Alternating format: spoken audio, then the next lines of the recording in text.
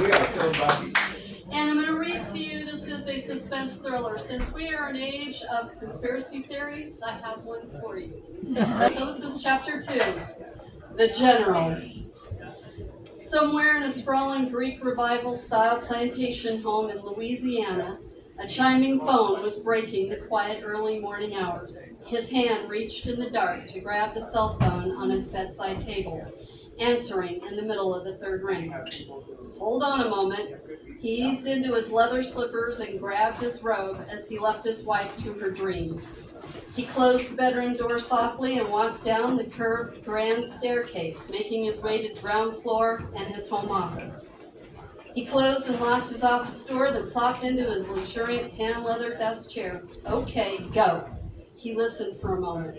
His face transformed from sleepy to suspicious. She hasn't been in town 12 hours and she's got visitors in the middle of the night? Who was it? How can you not know? It's a small town. I don't like this. Find out exactly who that woman was. I want to know why she visited. Now! He pushed the disconnect button. He missed the old phones you could slam down. But unfocused anger was only good if it spurred action. Blind rage had to be harnessed and directed as fuel. His mentor and benefactor, Elijah Wilshire, had taught him that lesson among many others.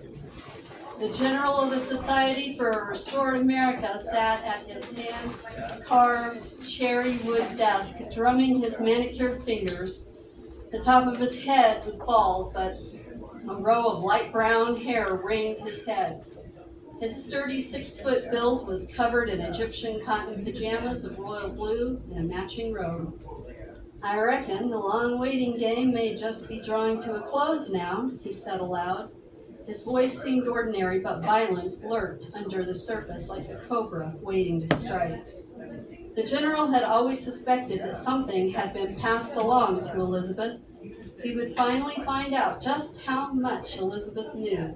If there was anything that could actually incriminate the society, it would be destroyed, and anybody who knew about it would simply disappear.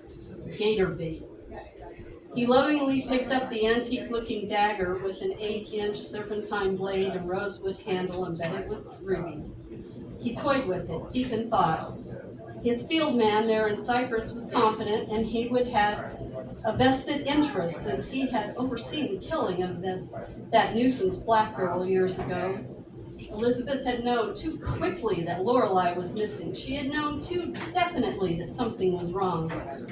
He damn well bet that turncoat Noah Aarons had already started documenting and collecting evidence before his men executed him. He tossed the knife up in the air, flipping and catching it with familiarity. He was so thankful he and society members in key positions of the FBI, so the instant Noah contacted the Bureau, he was as good as dead. What they hadn't planned on was he had somehow passed some documents of some sort to that Loralie creature. Never finding those documents was a nagging loose end that made the general uneasy, which made him mad. It seemed Elizabeth knew about the documents Noah had passed to Loralie. It was obvious she had been in contact with Loralie. How else could Elizabeth know she was in trouble? He never believed her wild tale of seeing Loralie's ghost. How gullible did she think people were?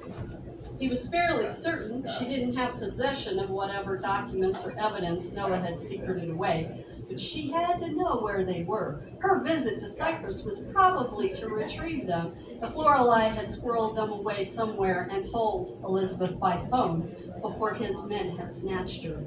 He had to ensure those documents could not cause the society any problems now.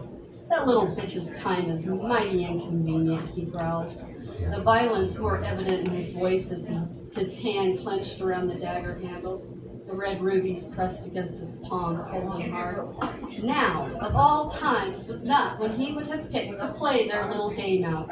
They finally had members in all the power positions within the federal government, the military branches, FBI, the CIA, NSA, banking and finance, media, all the major city police forces, as well as major city governments.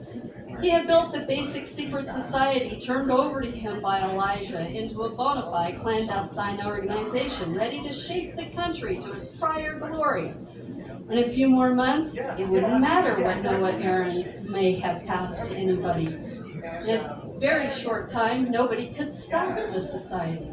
And the beauty of the plan was how the people would gladly accept everything and never suspect they'd been led by the hand, deceived until it was too late, if ever. It was amazing how susceptible the majority of people were to propaganda, cattle wanting to be herded so long as it fed their anger or insecurity. The general and his leadership had taken Edward Bernays' engineering and consent concepts to heart. They provided a blueprint for their takeover, and it worked perfectly and quietly, too. Those who manipulated the unseen mechanism of society constitute an invisible government, which is the true ruling power of our country. He spoke it in reverent tones, Bernays' words to the office walls. The general raised the knife and with a flick of his wrist lodged it in a photo on the opposite wall. The knife wiggled in the right eye of the President of the United States, rubies glistening in the low light like drops of blood. Wow. Yeah.